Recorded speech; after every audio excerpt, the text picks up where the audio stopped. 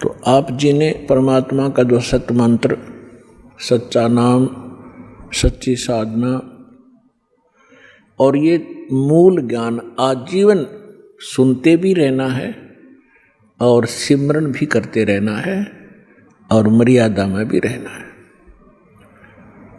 परमात्मा कहते हैं औखद खावे और पत्थर है, वही स्वस्थ होते हैं जो औषधि भी ले और पच्छ यानी परहेज रखे। तो हमारी मर्यादा इस मार्ग की परहेज है और ये औषधि, ये मंत्र हैं, सब साधनाएं आपने आजीवन करना है। तो सत्संग में आने से प्राणी को ज्ञान होता है कि तू कौन है, और ये जन्म और मृत्यु जिसको आप असंख्य जन्मों से झेल रहे हो, इससे पीड़ित हो, इसका रीजन क्या है, कारण क्या है? जन्म होने से पहले का आपको ज्ञान नहीं, कहाँ थे? और ये थोड़ा सा जीवन है, इसका कोई पूरा ये भी नहीं है कि इतना फिक्स्ड है। हम अप्रोक्सीमेट मानकर चल रहे हैं, अप्रोक्सीमेटली के 100 वर्ष तक वर्तमान में कलयुग में मनुष्य जीवित रह सकता है, 2-4 वर्ष आगे और पीछे। ये कोई बात नहीं हुई। यदि हम 80-90 वर्ष भी जीवित रहे और मृत्यु फिर भी हो गई, सारे जीवन में हमने जो संग्रह किया, जिस संतान और संपत्ति के लिए हम आजीवन अपना पूरा मानव शरीर लगा दिया, डिवोट कर दिया, और हमारे सामने परिवार भी मृत्यु को प्राप्त हो जाता है। हमारे सामने जो संपत्ति हमारे पास हमने सारा जीवन एकत्रित की, वो नष्ट हो जाती है। जैसे सन 2000 के अंदर 26 जनवरी भूकंप आया गुजरात के अंदर, जिन मकानों को, जिस प्रॉपर्टी को बनाते बनाते 2-2, 3-3 पीढ़ियां लगी, अंत में उन्हीं के नीचे दबकर मर गए, मृत्यु को प्राप्त हो गए, परिवार नष्ट हुए। What is this? ये क्या है? हम सोच भी लेते हैं, लेकिन हम इतने अभ्यस्त हो गए कि वो मर गए, दुख है, खेद है, बहुत बुरा हुआ, शेष बचे हैं अपना उसी स्पीड से वही कर्म, वही क्रियाएं कर रहे हैं जो वो कर रहे थे। आप में क्या परिवर्तन आया? नहीं आ सकता, क्योंकि हम काल के खिलौने हैं, उसी के रिमोट से हम चल रहे थे। अब जब आप सतलोक आश्रम बरवाला, जिला हिसार, हरियाणा में आ जाओगे, फिर आपका रिमोट कबीर परमेश्वर जी के हाथ में आ जाएगा। फिर उस शरारती शक्ति काल की कुछ नहीं चलेगी, यदि आप मर्यादा में रहोगे। परमात्मा कहते हैं, जब लग हंसा हमरी आना और काल लगेली तेरा बाना। बाना माने बाण, तीर। तेरा अचानक, कहते पग पग पर ये तक तक मारे, काल अचानक बाणा। पग पग पर, तक तक के अचानक बाण तीर मार देता है, किसी को दुर्घटना से, किसी को किसी रोग से, किसी को हार्ट अटैक से, कहीं भूकंप से। इसने उद्मस तारणत में मतलब है, इसके रहम नहीं है, इसलिए इसने स्वयं भी स्वीकारा है गीता अध्याय नंबर 11 के श्लोक 32 में कि मैं काल हूँ अर्जुन। अर्जुनों का मैं काल हूँ, और फिर उसी को हम पूज रहे हैं। हमारे कर्म फूट गए, हमारी ज्ञान वाली आंखें खत्म हो चुकी थी। सतगुरु आए दया करी, ऐसे दीन दयाल, बंदी छोड़ वृत्तास कहा, जठर अग्नि प्रतिपाल। सतगुरु आए। गरीबदास जी को जो परमात्मा मिले थे, वो उनके सतगुरु भी थे और स्वयं वो गॉड भी थे, सुप्रीम गॉड थे। इसलिए गरीबदास जी की वाणी को जब हम सतगुरु शब्द पढ़ें तो समझो परमेश्वर माने। तो यहाँ गरीबदास जी कहते हैं परमेश्वर आए दया करी, खुद आए अपना वास्तविक ज्ञान बताने के लिए और हमें इस जन्म मृत्यु का राज समझाने के लिए कि तुम क्यों जन्म रहे हो, क्यों मर रहे हो, ये क्या कारण है। जिस संतान को आप अपना मानते हो 1 मिनट में मृत्यु हो जाती है, आप कहीं गधे बनकर घूम रहे होते हो और संतान वहीं दुख उठा रही होती है इस काल के लोग में। तो आपकी कैसे हुई वो? जिस संपत्ति को अपना मानते हो, अरबों खरबों रुपए आपके पास हो गए, बैंक बैलेंस बना लिए, कोठी बना दी, 3 प्लाट ले लिए 20, और आप जी की मृत्यु होगी, आप बन रहे हो कुत्ते, तो शर्मा मार ले उस 20 प्लाटों को, धर ले सिर पे, क्या फायदा हुआ इसका। तो परमात्मा ने आके हमें जगाया है कि झूठे सुख को सुख कहे ये मान रहा मन मोद, ये सकल चबीना काल का भाई, कुछ मुख में कुछ गोद, ये काया तेरी है नहीं, ये माया कहाँ से हो, चरण कमल में ध्यान रखो, इन दोनों को खो। जब ये बॉडी तेरी नहीं है, इसको भी छोड़ के त्याग के जाएगा, तो ये भले आदमी इस संपत्ति को तू अपनी कैसे मान बैठा, ये बुद्धि कहाँ से लाया तू। तो पुण्यात्माओं, सत्संग सुनने से आत्मा में एक प्रबल शक्ति आती है, एक जागृति आती है, इसको एक विशेष प्रेरणा होती है कि सचमुच ये कर क्या रहे हो, क्या कर रहे हैं हम। ठीक है, कुछ हमारी मजबूरियां हैं क्योंकि हम विवश हैं।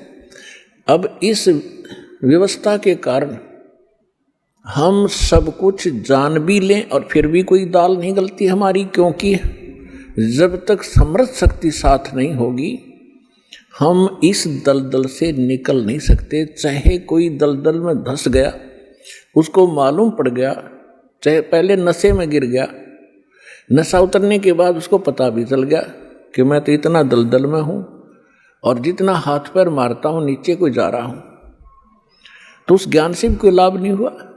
उसको निकालने वाला बाहर चाहिए, दलदल से बाहर, और उसके बांध कर रस्सा घसीट के बाहर डाले। तो आप और हमारे साथ भगवान ऐसे करेंगे, पहले आपका नशा उतारेंगे कि तुम कहाँ बैठे हो, क्या कर रहे हो सारा जीवन, और उद्देश्य क्या था इस मनुष्य जीवन का, और फिर ये सतनाम का रस्सा आपका बांध देंगे काखा के नीचे, और फिर घसीटेंगे आपको, इसे बाहर निकालेंगे धीरे धीरे। ऐसे निकालना पड़ेगा कहीं आपको दुख भी ना हो, और सतलोक जाकर बैठा देंगे आपको। तो वहाँ जाने के बाद पता चलेगा सचमुच हम सतलोक आ गए। ऐसी दया बख्शेंगे आपके ऊपर यदि आप ऐसे भक्ति करते रहे।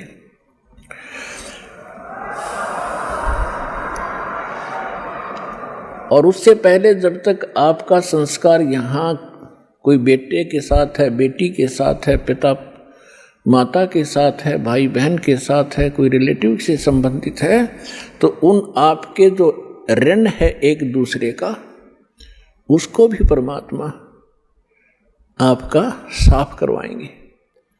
इसी जन्म में ऐसे तरीके से आपको यहाँ से ऋण मुक्त कराएंगे, आपके संस्कार खत्म किए जाएंगे, ताकि आपका फिर पुनर्जन्म यहाँ ना हो। तो उसके लिए मर्यादाएं बताई हैं, इन मर्यादाओं का आप जी पालन कीजिए और अपने संस्कार घटाइए। हम आज तक अपने संस्कार बढ़ा ही रहे हैं। कोई रिश्वत लेता है, कोई मिलावट करता है, कोई झूठ बोलता है, कोई चोरी करता है, कोई अन्य बकवाद करके हम अपने संस्कार बढ़ा रहे हैं। जैसे आज आपने किसी से रिश्वत ले ली, चोरी कर ली, आपने उसका देना पड़ेगा। तुमने दरगाह का मैल भी देखा, धर्मराज के तिल तिल का लेखा।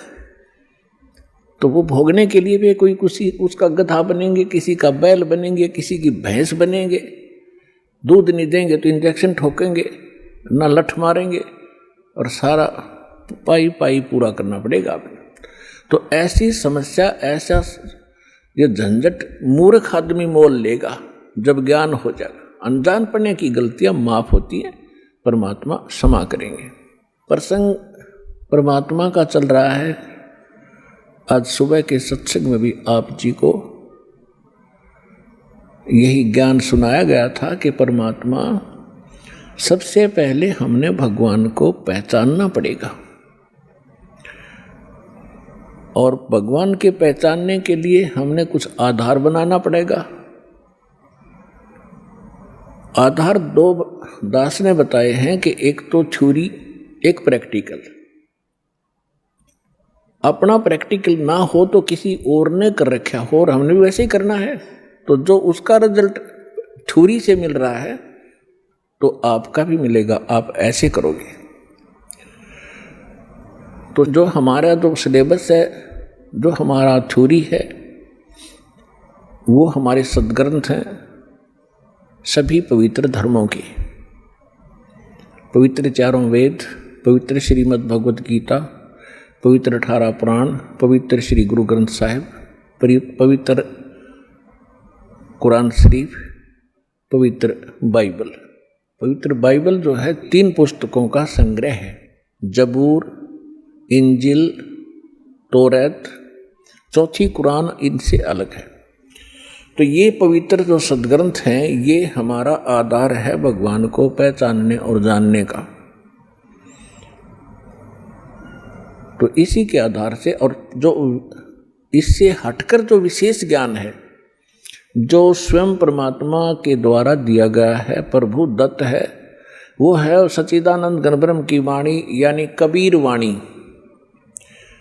कबीर शब्दावली, कबीर सागर, कबीर बीजक, कबीर दोहावली, कबीर शब्दावली, और उसके साथ साथ उन महापुरुषों के एफिडेविट रूप अमरवाणी, जिनको परमात्मा मिले, जिन्होंने अपना प्रैक्टिकल उसमें लिखा है, अनुभव लिखा है।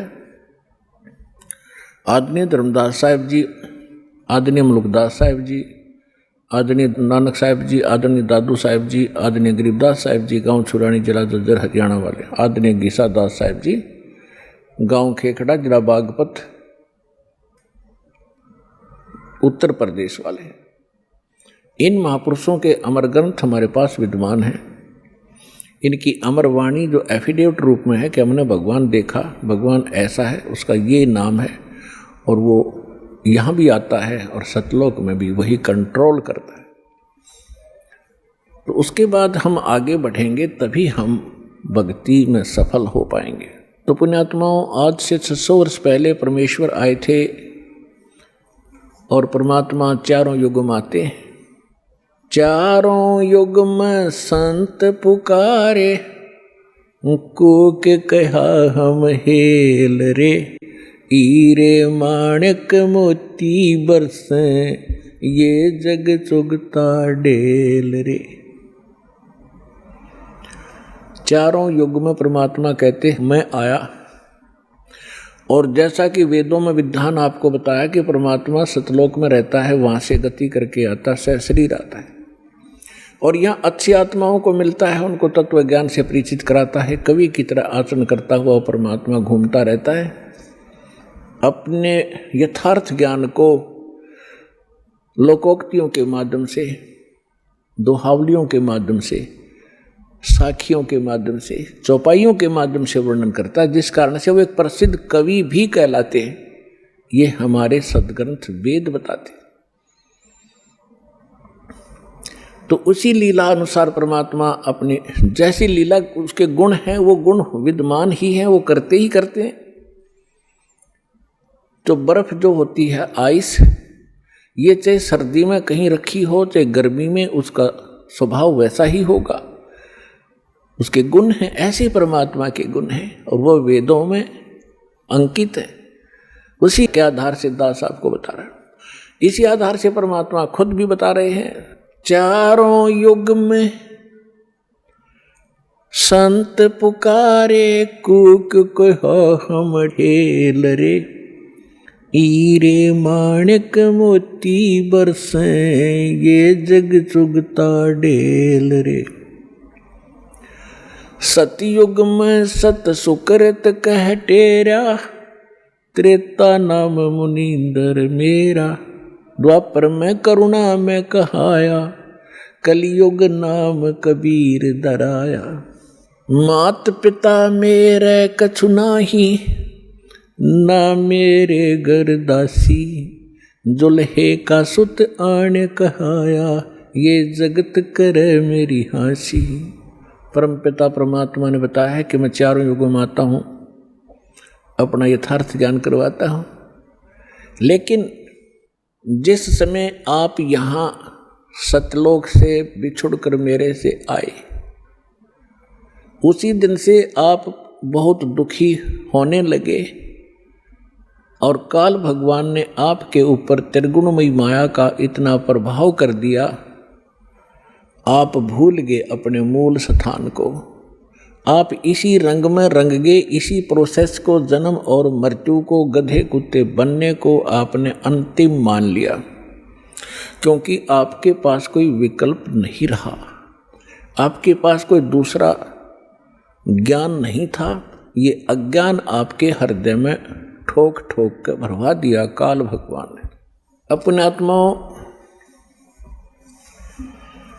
अब 3 युगों के अंदर जीव पार कम होते हैं और चौथा युग जो कलयुग आता है, और उस कलयुग का भी ये प्राइम टाइम है।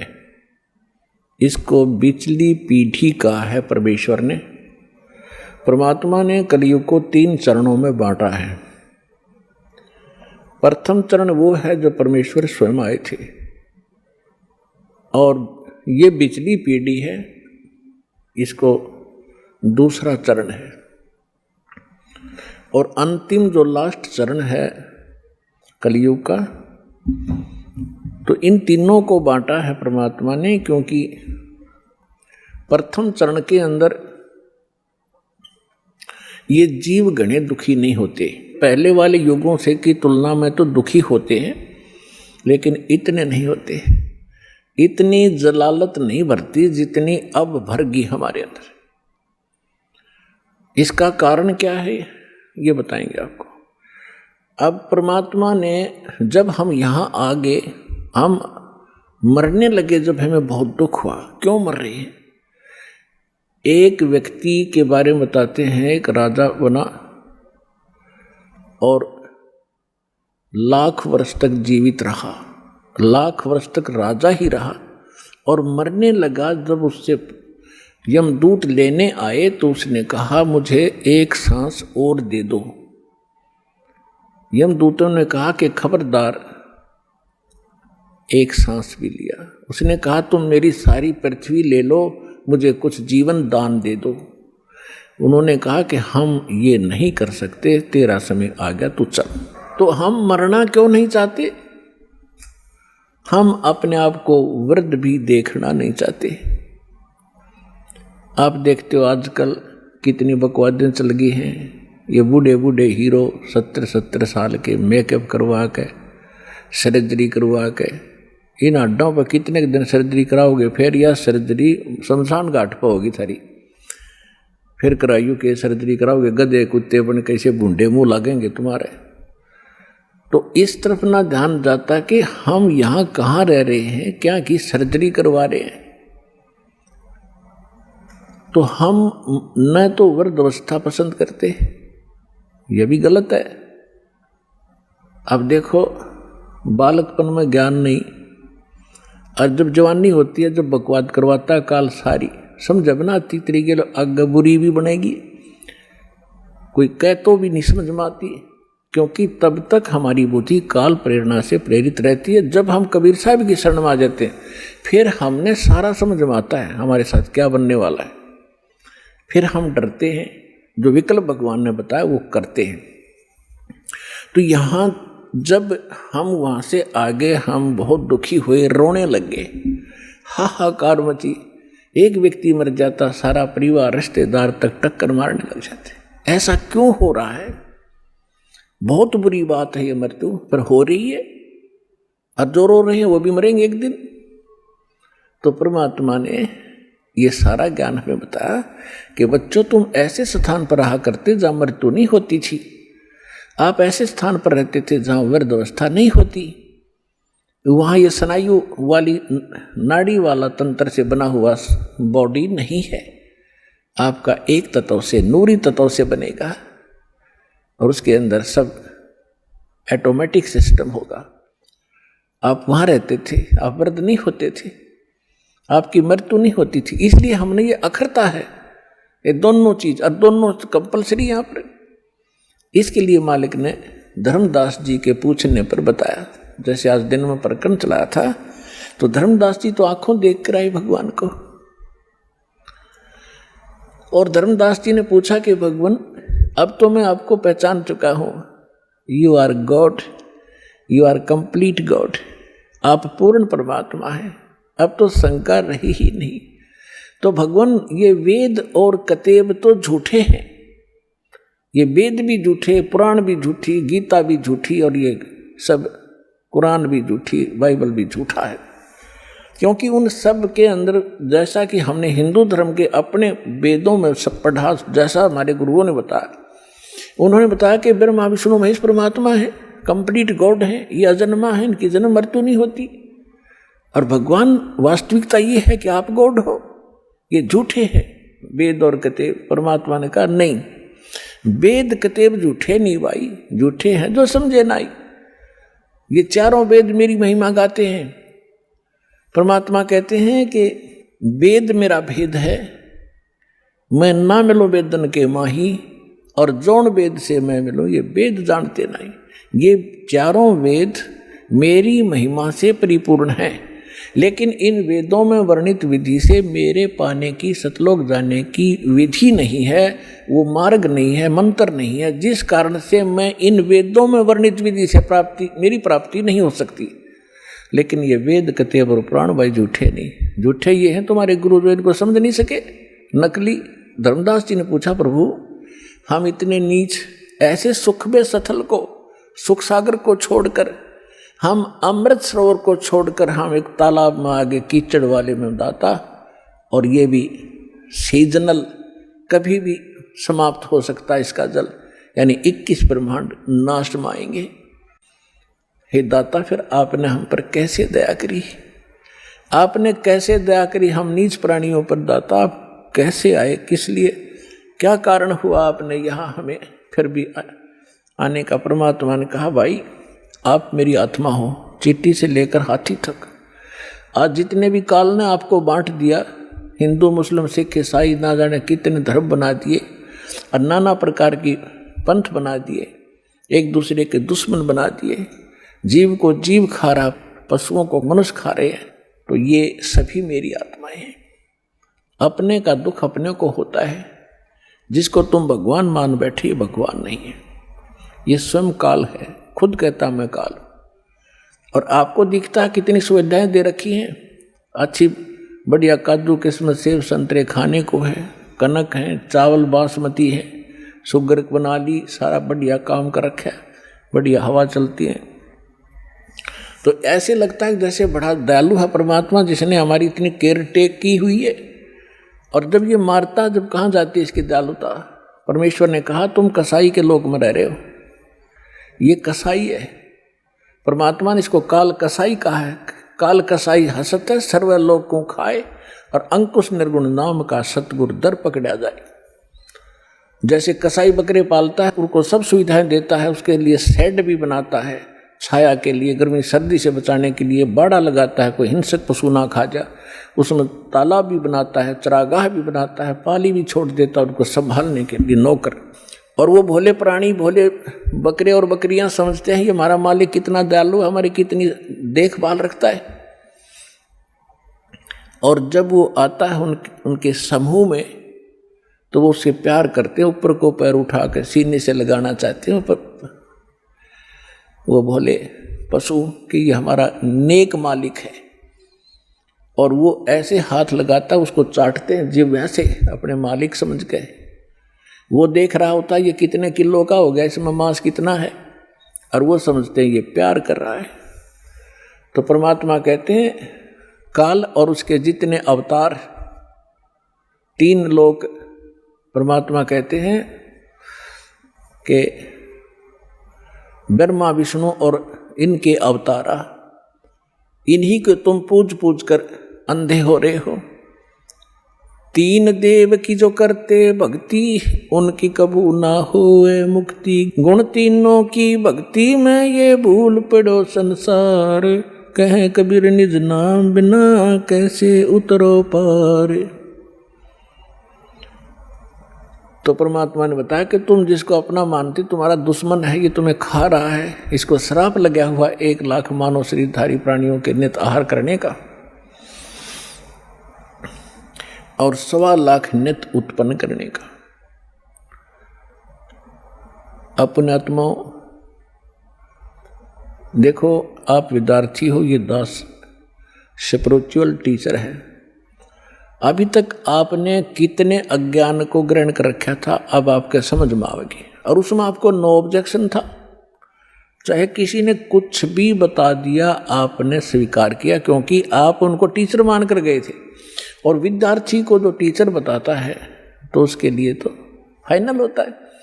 तो इसी प्रकार अब जब यहाँ आप आओगे, आपके वो पुराना रंग पुराना ज्ञान धर्मदास जी के तरह कुछ दिन आड़े जरूर अड़ेगा, लेकिन इस ज्ञान के अंदर इतनी ताकत है, इतनी सत्यता है इसके अंदर कि हृदय में समा कर रहेगा।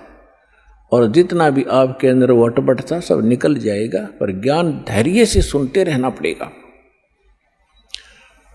तो इसलिए दास जो ज्ञान देता है, इसको सुनना इस पे विशेष मंथन करने की आवश्यकता नहीं है, क्योंकि मंथन वहाँ किया जाता है जहाँ शंका को हम स्वयं समाधान खोजने की चेष्टा करते हैं। यह सारी शंकाएं सत्संग से आपकी समाप्त हो जाएंगी। और ये समझकर सुनते रहना, अपनी अटपट ना करना, नहीं तो मार खा जाओगे धर्मदास की तरह। ध्यान से सुनते रहना, आपकी बुद्धि तक वो ना पहुँचते हैं कि ये ऐसे कैसे हो गया, छोड़ देना उसको। दास के एक एक वचन को ऐसे समझ लेना जैसे परमात्मा का ज्ञान है, परमात्मा की दी हुई वाणी है, उसी का ज्ञान है। तो भगवान का दिया हुआ ज्ञान झूठा नहीं हो सकता। यदि दास अपनी तरफ से बनाकर कहता तो उसमें त्रुटि 100 मिल जाती, इसमें त्रुटि नहीं होंगी, लेकिन आपकी बुद्धि वहाँ तक ना पहुँच सकेगी। वो आपका अभी अनुभव की त्रुटि रहेगी, और अनुभव में आपको सत्संग का अभाव रहा होगा। ज़्यादा सुनने के बाद ये समाप्त हो जाएंगे, इसका यही विकल्प है।